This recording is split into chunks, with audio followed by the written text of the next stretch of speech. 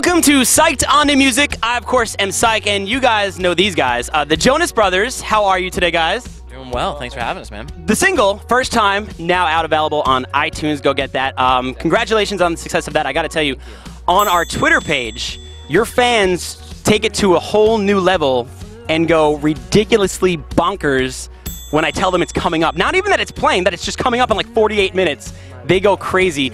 How important are your fans to you with that amount of dedication? They're incredible. You know, this is why we do what we do, and you know, they just have been with us for so long. Our bass player just tweeted something earlier saying 2005, and he what our set list was at Jones Beach, and just it's incredible. You know what they've been able to do for us and where they've taken us. It's amazing. How good does it feel for you guys to be back in the state of New York and more specifically Long Island, Joe? It feels amazing. I mean, being back here, it's kind of like a hometown show. One of our first shows ever was opening up for the Backstreet Boys at Jones Beach.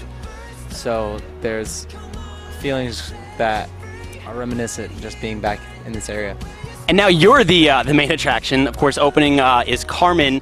Getting back to your fans and how dedicated they are, I was on, I believe, Kevin's Twitter page. You tweeted a picture of a fan with an actual full-on Jonas Brothers tattoo. Yeah, we've been encountering so many tattoos now, so many. It's amazing. It's been a while since we've seen you here in New York, but there are some new chapters now in your personal lives. I understand that you're going to be a dad. Yeah, it's going to be awesome. You know, I'm really looking forward to it. Overwhelming. You know, happy to finally be back in New York. You know, for the shows, I get to go home and see her, which will be great. So I'm just looking forward to it.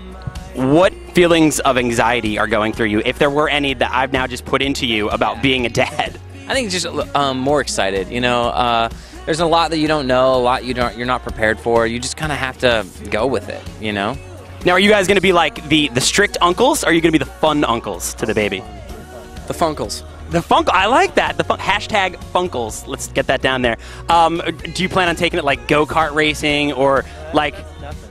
I mean, like they're going to be in the bar by 15, probably, right? Well, it depends on where we are in the world, where we take them, but. This kid will definitely have a lot of life experience by the time it's 18. Yeah.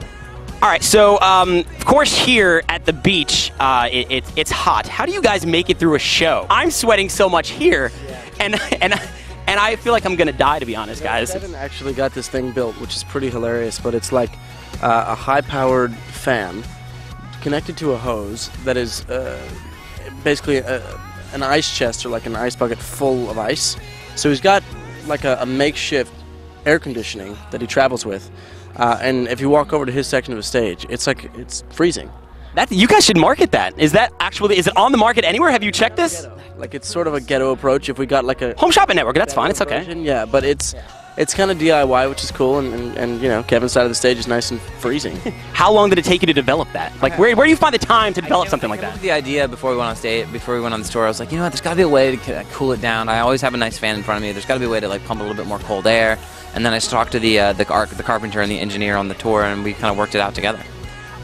Being bandmates, I'm sure is stressful enough, but bandmates as family members has got to be very stressful. But you guys have always seemed to have a pretty good relationship. How do you keep it, together so well on the road, or at home with the cameras, the paparazzi? How do you do it? It's just about thinking about where you came from, really. And look, I think there's things that people probably don't know about us that people would probably be shocked by, but I think we were also one of those bands that started out when Twitter and MySpace were just kind of launching. And nowadays, bands that are starting when they're young, I mean, you can't get away with anything. And so we also really never had the desire. We had a respect for each other as bandmates.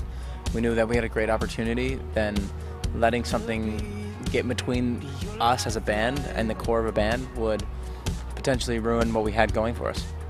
The weird stories he's talking about, can you elaborate on one of them, maybe? No, because the whole reason they're not out is because we tried to be smart. Damn it, I thought I had you guys.